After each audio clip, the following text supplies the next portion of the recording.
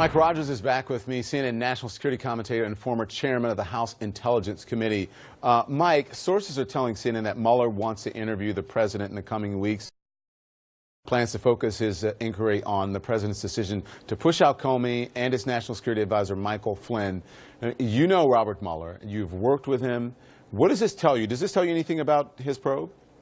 You know, again, when these investigations that are really of a sensitive target, a very high-profile target, the last person you interview is that most high-profile person in that investigation.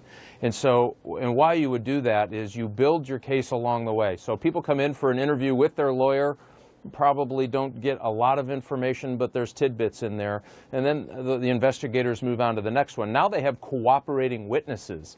Michael Flynn would be really key in that, who has told the prosecutors, if you charge me with a light crime, I'll tell you everything you need to know. And that's always part of the deal. So that, you know, they're working him to death, getting ready for these bigger high-profile interviews.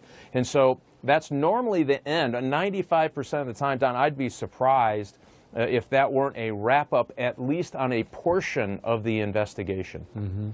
CNN has learned also that Attorney General Jeff Sessions met with Mueller's team for several hours last week. What value is in his testimony? Pretty significant. So he was very active on the campaign. He was very active on as the national security advisor for the campaign, and then he switched over to the transition team later.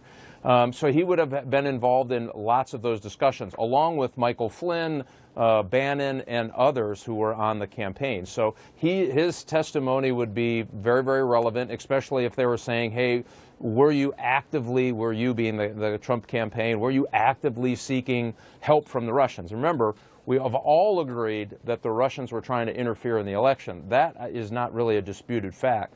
Was the campaign soliciting them and then using that information in their campaign? That is where all the dispute lies. He would be able to walk through meetings and conversations and other things that would give the prosecutor, in this case the general counsel, a better view of what exactly happened.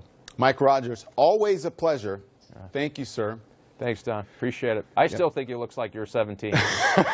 Well, thank you very much.